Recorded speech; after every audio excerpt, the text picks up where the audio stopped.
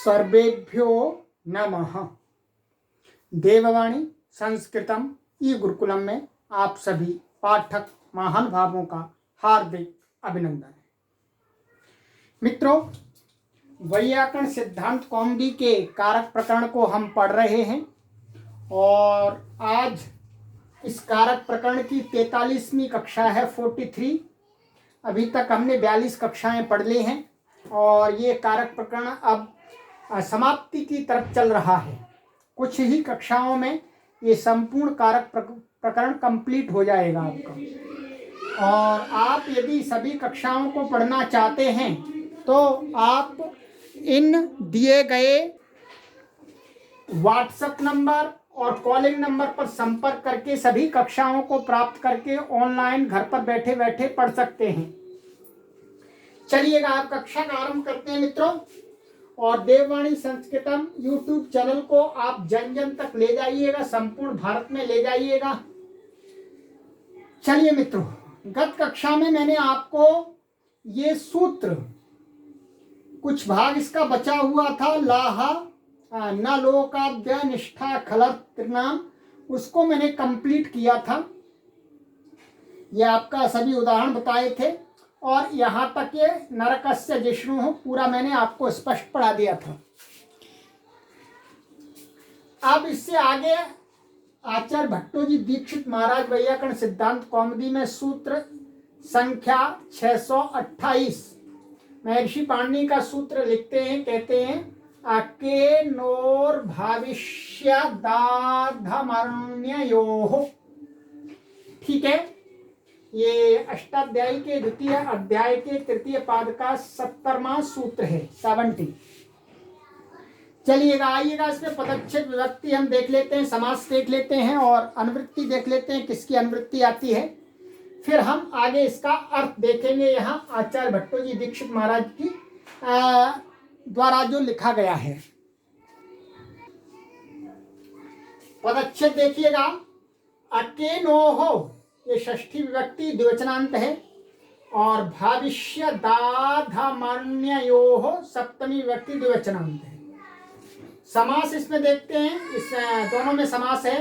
पहले इसका समास देखते हैं, अकश्च इंच अकेनौ तयोः अकेनोः इतरेतर योग द्वंद्वः। ये इतरेतर योग द्वंद्व समास हो गया इसमें आपका। और आगे वाले इसमें समास देखते हैं, इसमें क्या समास है, भविष्यत च आधमर्ण्यम च भविष्यदाधमर्ण्ये तयोः भविष्यदाधमर्ण्ययोः। ये भी इतरेतर योग द्वंद्व समास है इसमें। ठीक है, सरल समास है। आप देखिएगा, यहाँ पर आप देख रहे हैं आधमर्ण का अर्थ होता है ऋण। ठीक है, ऋण, कर्ज। और भविष्यत का अर्थ होता है फ्यूचर। आप बताइए आपको। और ये दो प्रत्यय इसमें बताए जा रहे हैं, अकेनो माने अक प्रत्यय। अक का अर्थ है यहाँ पर ये एक उणुल प्रत्यय होता है। क्या? उणुल, ऐसा प्रत्यय होता है ये, उसका ये हट करके वू को अक हो जाता है। ठीक है, उसका निर्देश यहाँ पर किया गया है। ठीक है, और एक इन प्रत्यय है, इनको भी हम बता देंगे अभी सूत्र से। इन प्रत्यय है तो मान प्रत्यय का इन बचता है जिससे, तो उन दोनों प्रत्यय के साथ में निषेध की प्रक्रिया यहाँ बता रहे हैं। ठीक है, क्या बता रहे हैं? निषेध की प्रक्रिया बता रहे हैं। इस सूत्र में ऊपर से न की अनुवृत्ति आती है। किसकी? न की अनुवृत्ति आती है। न लोकाभ्य निष्ठा खलर्थ त्रिनाम, जो हम सूत्र पढ़ रहे थे, उसके नीचे ये सूत्र है। चलिएगा, आइएगा, देखते हैं। देखिएगा, ये सूत्र चल रहा था आपका, ये देखिएगा, न लोकाभ्य निष्ठा खलर्थ त्रिनाम, ये 69वां है। इसके नीचे अष्टाध्यायी में ये 70वां सूत्र है, अके नोर आदि। तो इससे, इस सूत्र से इसमें न की अनुवृत्ति जाती है। वहां क्या जाती है? न की अनुवृत्ति जाती है। ठीक है, न की अनुवृत्ति जाती है। तो इसका अर्थ क्या करते हैं, आइएगा देखते हैं। कहते कहते हैं भविष्यति अकस्य भविष्यत् दाधमर्ण्यार्थेनश्च योगे षष्ठी न स्यात्। यहां पर क्या है, हमको ये देखना है थोड़ा सा विशेष कि यहाँ पर क्या है, अक और इन दो प्रत्यय हैं और दो ही यहाँ पर अर्थ बताए गए, भविष्यत और आधमर्ण। तो प्रायः अष्टाध्यायी में क्या होता है, जहाँ पर सम संख्या के शब्द पड़े होते हैं उनमें यथाक्रम लग जाता है, पहले को पहला दूसरे को दूसरा। तो इसमें ऐसा कोई समझ सकता है कि अक प्रत्यय का संबंध भविष्यत से है और इनका संबंध आधमर्ण्य से है, परंतु यहाँ पर ऐसा नहीं है। ये बात हमें कहाँ से मालूम होती है, ये हमें पढ़ाने वाले आचार्यों के द्वारा ज्ञात होती है कि जहाँ पर समान संख्या शब्द पड़े हुए हैं दो दो, तो भी यहाँ पर यथासंख्य मनुदेश समानाम नहीं लगेगा, क्योंकि ये हमें पढ़ाने वाले गुरु परंपरा से ज्ञान प्राप्त होता है। तो यहाँ पर यथासंख्य नहीं है, यहाँ पर क्या है आपको यहाँ मैं बता देता हूँ। यहाँ थोड़ी सी हम ये टीका पढ़ा देते हैं आपको, उससे समझ में आ जाएगा। देखिएगा, इनका कहना है कि यथासंख्यम न इष्यते, माने यहाँ यथासंख्य का संबंध नहीं है, इष्ट नहीं है। क्यों? भाष्यात्, महर्षि पतंजलि ने अपने भाष्य में ऐसा कहा है, बताया है। कहते हैं भविष्यति और आधमर्ण्ये च वर्तमानयोः अकेनोः योगे षष्ठी न इति फलितम्। ये इसका अर्थ उन्होंने सूत्र का किया है, भविष्यत काल में और आधमर्ण्य अर्थ में वर्तमान जो अक और इन प्रत्यय उनके योग होने पर षष्ठी नहीं होती है, ये सूत्र यही कह रहा है। अब कहते हैं तत्र माने वहां क्या है, आधमर्ण्यांशः अनेके न अन्वेति, ठीक है, अनेकेन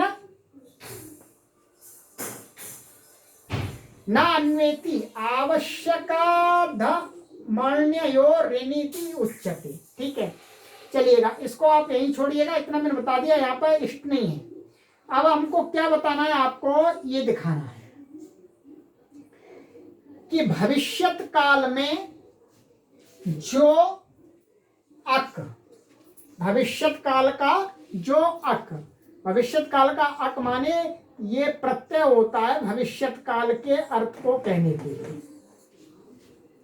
एक प्रत्यय ये होता है उल्ट चौ, सामान्य रूप से क्रिया को करने वाले कर्ता को कहने के लिए सामान्य रूप से, और ये भविष्यत काल में होता है। भविष्यत काल में कौन सा होता है वो आपको हम अष्टाध्याय में दिखला देते हैं कि भविष्यत काल की क्रिया को कहने के लिए भी एक प्रत्यय होता है उणुल। चलिएगा देखिएगा, अष्टाध्याय में दिखाता हूं मैं आपको। देखिएगा, ये सूत्र है यहाँ पर क्या है, ऊपर से भविष्यति की अनुवृत्ति आती है और यहाँ तुमुन उणुलौ क्रियायाम क्रियार्थायाम, इस सूत्र से क्या है, आगे क्रिया होगी, करेगा कोई, उसको करने वाले के अर्थ में उणुल प्रत्यय होता है। ठीक है, इसी उणुल का क्या बचता है, अक, वू वू वू को अक हो जाता है, उसी अक का इस सूत्र में निर्देश है।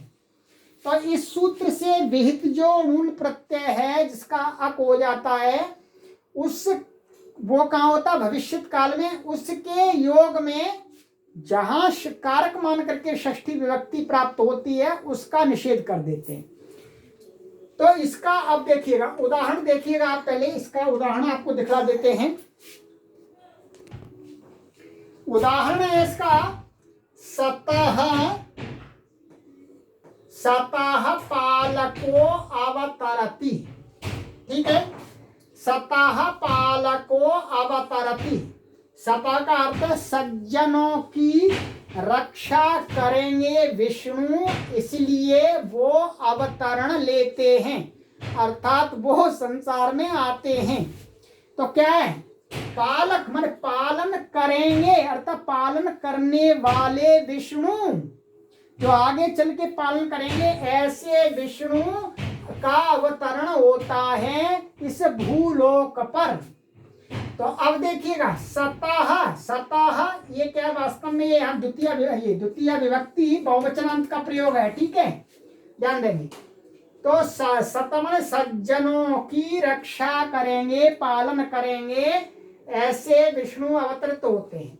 तो यह पालन, पालन करना क्रिया भविष्य में होगी, पहले तो उनका अवतरण हो रहा है, बाद में वो पालन करेंगे। तो पालन क्रिया को करने वाले इस अर्थ में क्या है, उणुल प्रत्यय हुआ है, क्या है, पालकः, पालयति, ठीक है। तो यहाँ पर ये पालकः शब्द क्या है, उणुल प्रत्यांत है। उणुल प्रत्यय किससे हुआ है, अभी जो सूत्र बताया था, तुमुन उणुलौ क्रियायाम क्रियार्थायाम, ठीक है। तो उससे उणुल प्रत्यय हुआ है मित्रों, उणुल प्रत्यय होकर के पालका। तो ये क्या है, ये अक है, और ये भविष्यत काल में इसका विधान किया गया है। तो इसका पालन करने वाला इस अक का ये क्या है, कर्म, ये कर्म है, और ये साथ में कृत भी है, अक है वो कृत भी है। तो कृत होने से क्या है, कर्तृकर्मणोः कृति से यहाँ पर इसके कर्म में षष्ठी प्राप्त हो रही थी। तो षष्ठी प्राप्त हो रही, सूत्र ने मना कर दिया, भविष्यत काल की यदि अक है, अक प्रत्यंत शब्द है, तो उसके कर्म में षष्ठी नहीं होगी। तो कर्मणि द्वितीया से फिर द्वितीया हो गई, सतः पालको अवतरति, ठीक है, निषेध हो गया। अब आ जाइएगा आगे, व्रजम गामी शतम दाई, ये क्या है, इन प्रत्यय के हैं, इन। तो अब देखिए, इनका अर्थ है इन जिन प्रत्ययों का बचता है मात्र उस इनका, इनसे इणनी का भी ग्रहण हो जाता है, ठीक है, ये इणनी प्रत्यय है उसका भी ग्रहण हो जाता है, इसका भी क्या बचता है, इन बचता है। और एक इनी प्रत्यय है, इन्हीं का भी क्या बचता है, इन बचता है। तो ये मात्र जिनका इन बचता है उस इन सब के इनका ग्रहण है यहाँ पर। तो यहाँ पर देखते हैं, ब्रजम, ब्रजम गामी, ब्रजम गामी। अब देखिएगा, ब्रजम गामी का अर्थ है कि ब्रज को जाएगा, क्या, ब्रज को जाएगा ऐसा व्यक्ति, माने ब्रज को, ब्रजम गामी, ब्रज को जाने वाला, अभी गया नहीं है, जाएगा भविष्य में। तो भविष्य में क्या है, तो इसमें गामी में क्या है, गम धातु से उणादि सूत्र है, गमे ऋणी, क्या है, एक सूत्र है गमे ऋणी, ये सूत्र है, ये किसका है, उणादि का, ध्यान देंगे, ये सूत्र है उणादि का सूत्र है, ये उणादि में सूत्र है, गम धातु से इन्हीं प्रत्यय होता है। और अष्टाध्यायी के जो उणादि के कुछ प्रत्यय ये गमेरिणी आदि सूत्र से बेहते हैं, वो किस काल में होते हैं, वो भविष्यत काल में होते हैं। तो ये गमेरिणी से ये जो इन्हीं प्रत्यय है, ये क्या, भविष्यति गम्यादयः, गम आदि धातुओं से जो उणादि प्रत्यय हैं वो भविष्यत काल में होते हैं। तो इसलिए इसका अर्थ आ रहा है ब्रज को जाएगा ऐसा। तो ये गामी माने इन्हीं प्रत्यय होकर के आदि बन जाता है, इसको वृद्धि होकर के। तो क्या गामी, ब्रजम गामी, तो ब्रजम, तो ये ब्रज है, ब्रज में क्या, ब्रज को जाने वाला। तो इन्हीं ये क्या है, कृदंत है, उणादि प्रत्यय भी कैसे कृदंत हैं। कृदंत होने से क्या हो जाता है, इस ये कर्म है इसका, तो कर्म में षष्ठी प्राप्त हो रही थी, कर्मणि कर्तृकर्मणोः कृति। तो इस सूत्र ने मना कर दिया कि यदि इन प्रत्यय भविष्यत कालक है तो उसके योग में उसके कर्म में षष्ठी नहीं होती है, क्या हो जाएगी, सामान्यतः पर कर्मणि द्वितीया से द्वितीया प्राप्त हो जाएगी। तो ब्रजम गामी माने ब्रज को जाने वाला, ये अर्थ आएगा। इसी प्रकार से शतम दाई, शतम दाई, शतम दाई का अर्थ है 100 रुपए का ऋणी, माने 100 रुपए चुकाने वाला। तो आधमर्ण अर्थ में इसमें क्या है, दा धातु से ऋणी प्रत्यय होता है। क्या होता है, दा धातु से इसमें ऋणी प्रत्यय होता है आपका, ये सूत्र है आपका आवश्यकाधमण्योर णिनि, ठीक है। ये तीसरे अध्याय में सूत्र है आपका, हम दिखला देते हैं आपको।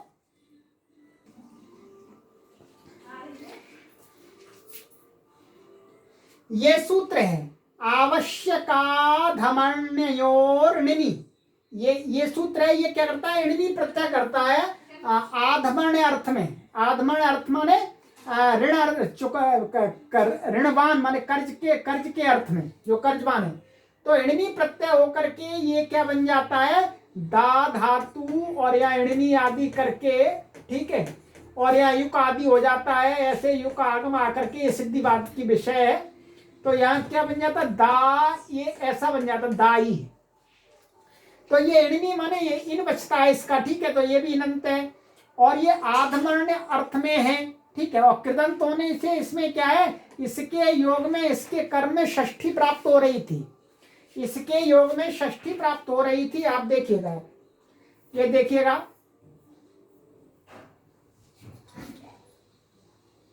ये शतमदाई, तो ये ये हो गया। तो इस ये कृदंत है, कर्तकर्मणो कृति से इसमें षष्ठी प्राप्त हो रही थी, क्यों, 100 रुपयों को चुकाने वाला। तो इसका ये कर्म है, कर्म में षष्ठी प्राप्त हो रही थी, कर्तकर्मणो कृति। तो इस सूत्र ने मना कर दिया कि आधमण्य अर्थ में यदि इन प्रत्यय है, इनका मन णिनि प्रत्यय है, तो उसके कर्म में षष्ठी नहीं होती है, षष्ठी नहीं होती। कर्मणि द्वितीया से सामान्यतः द्वितीया विभक्ति हो जाएगी।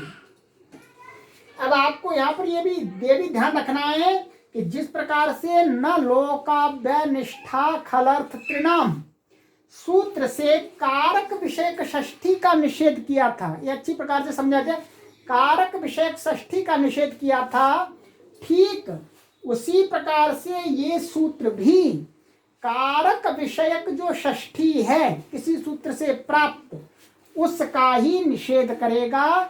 षष्ठी शेषे से, जो शेष में षष्ठी आती है, उसका निषेध ये नहीं करता। यदि कोई उदाहरण आपको षष्ठंत मिलता है तो उसमें जानिएगा कि षष्ठी शेषे से शेष षष्ठी हुई है। तो मित्रों, ये सूत्र आपका कंप्लीट हुआ। इसका अर्थ यही है कि अक भविष्यत काल वाला और इन भविष्यत काल वाला, और इनका संबंध क्या है, केवल वो अक का संबंध भविष्यत काल से लगता है, आधमर्ण में नहीं लगता है। इनका संबंध भविष्यत काल में भी लगता है और आधमर्ण में भी लगता है, दोनों में लगता है। इतना आपको ध्यान दे देंगे, ठीक है। इसलिए यहाँ यथासंख्य नहीं है, जिसका जिसके साथ संबंध लग जाएगा तो उनका हो जाएगा। तो इसका अर्थ हुआ भविष्यत अर्थ में जिस अक का विधान किया गया है, तदंत शब्द के साथ में योग में षष्ठी नहीं होती है। और आधमर्ण अर्थ में जो इन अथवा भविष्यत काल में जो इन है, उसके योग में यदि किसी सूत्र से षष्ठी प्राप्त हो रही थी, उसका भी निषेध कर दिया कारक षष्ठी का। ठीक है मित्रों, तो चलिएगा, आज की कक्षा में हमने आपको यह एक सूत्र पढ़ाया, इसमें कुछ भी बचा नहीं है, सामान्य है, ठीक है। और आप नोट्स बनाते रहिए, नोट्स बनाएंगे तभी कार्य सिद्ध होगा आपका, ठीक है। मैं इसलिए सभी सूत्रों का पदच्छेद भी आपको दिखला देता हूँ। पुस्तकों में पदच्छेद नहीं मिलेगा आपको, मैं अपनी तरफ से आपको लिख करके बतलाता हूँ, समास भी दिखलाता हूँ। तो चलिए मित्रों, आगे के कक्षा में हम पढ़ेंगे 629वां सूत्र, और भी एक आध दो सूत्र लेंगे। कृत्यानाम कर्तरी वा, ठीक है, कृत्यानाम कर्तरी वा, इस सूत्र को आगे की कक्षा में पढ़ेंगे। चलिए, तब तक के लिए विराम देते हैं और जुड़े रहिएगा आप हमारे साथ। व्हाट्सएप नंबर से जुड़ जाइए, आपको सभी सूचनाएं प्राप्त होते रहेंगी। कोई इंफॉर्मेशन चाहिए कॉल कीजिएगा नीचे वाले नंबर पर, और निरंतर शेयर करते रहिएगा। अस्तु, सर्वेभ्यो नमः।